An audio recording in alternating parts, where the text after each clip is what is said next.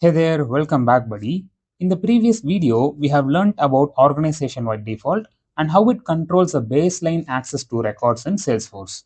But in most of the organization, we don't want everyone to see everything, right? Instead, we want access based on the organization structure. And that is where role hierarchy comes into play, which is a second level in record level security. Now, starting with what is role hierarchy? Role hierarchy allows users in the higher hierarchy to automatically access records owned by the users below them. For example, professor users can able to access the records which are owned by the teaching assistant, and HOD can able to access the record which are owned by professor as well as the teaching assistant, but it is not vice versa. Teaching assistant can't access the record which are owned by the professors. And also remember, users can't see the records in the cross hierarchy. For example, finance manager can able to access only the records which are owned by accountant, but not the professor or teaching assistant. If this theoretical explanation doesn't make sense to you, don't worry. We are going to experiment each and every possibilities in this video. So for your information, I have already configured this particular role hierarchy in my Salesforce instance. If you wanted to learn how to configure the role hierarchies, check out the video which is coming up over here. Now, as we have seen in the previous video, in order to configure the record level securities, we will be coming to this sharing setting. And also we have seen that we can configure OWD right over here. And right beside this particular column, we have this column, right? Grant access using hierarchies. And by enabling this, we can widen up the access for role hierarchy accesses. For example, let me just click on edit. But remember, this particular checkbox cannot be disabled for the standard objects. Whereas we have control for the custom objects, either we can enable it or else we can disable it as well. Now for our use case, we are going to consider this particular student object, and you can see I have already created two different users with the name as professor 1 and professor 2 who are in the same role. Okay, and just for information, both are having the same profile, and for this profile for the student object, these are the object level permissions. Fine. So here in the Edge browser, I have logged in as Professor 1, and in the Brave browser, I have logged in as Professor 2.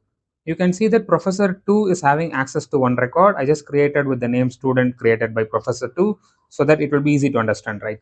So this user can able to access the record which this user owns, and Professor 1 can able to access the record which he owns.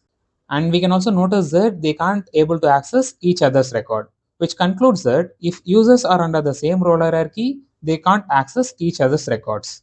Now we can modify this particular professor name to let's say head of the department, and we can give the head of the department as a role for this professor 2. Okay, for that let me just change the name to HOD for our convenience to understand, and I'm changing the role to head of the department, and I'm clicking on save.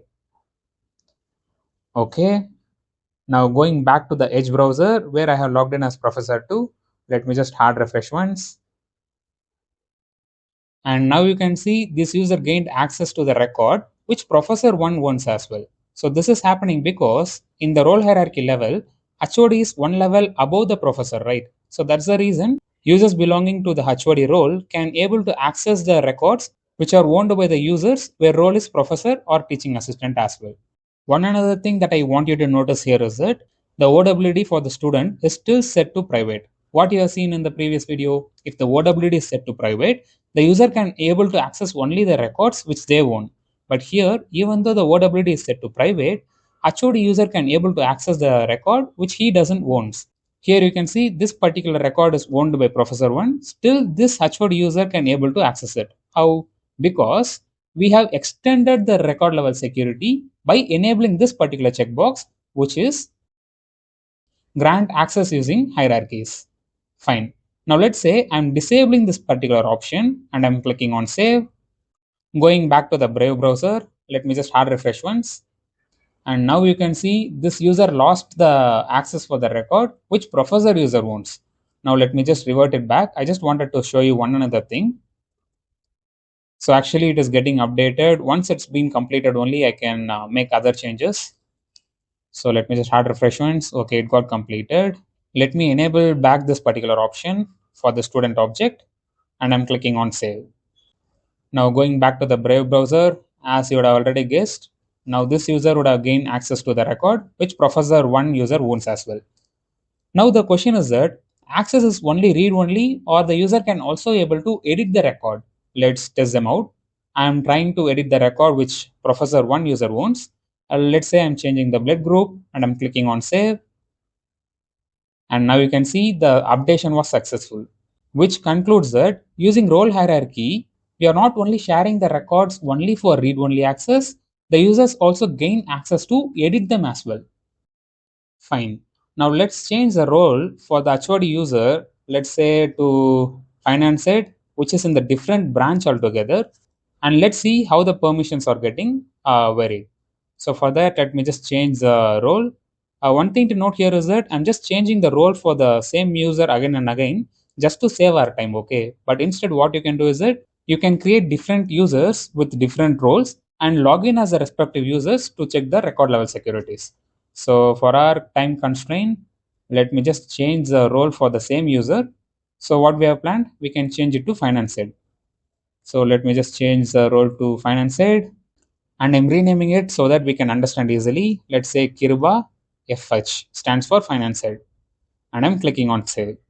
Now going back to the Brave browser, let me just hard refresh once.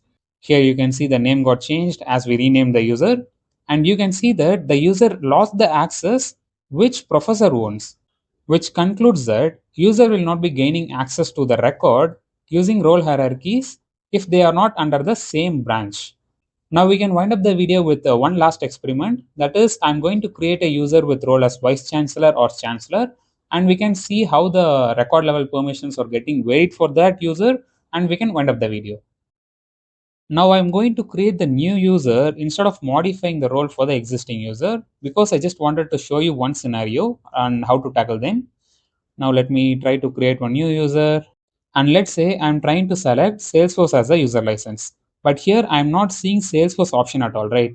That is because in the company information, we can see how many total licenses are available and how many used as well. And here currently I have used all the Salesforce licenses. And that's the reason I can't able to create user with Salesforce as a user license. So how to tackle this? To tackle this, we have to deactivate some other user so that this specific license will be released from this user. Let me just deactivate this. Okay, user got deactivated successfully. Now let me try to create one new user with Salesforce as a user license. And yes, it is available. Internal users is the profile which I created in the previous video. And I'm going to give Chancellor as a role. So for the name, let me just give it as Chancellor 123. Fine. Now that I have created the user successfully, let's see how the permissions are getting reflected. For that, I have to set my password first. Let me just quickly do that for the Chancellor.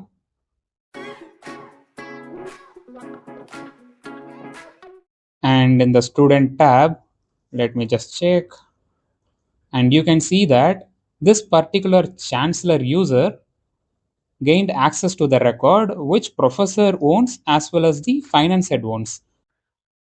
Because you have already guessed, Chancellor is the topmost role in the entire role hierarchy. So users with the Chancellor as the role can able to access, which is they can able to read as well as modify the records which their entire subordinate owns.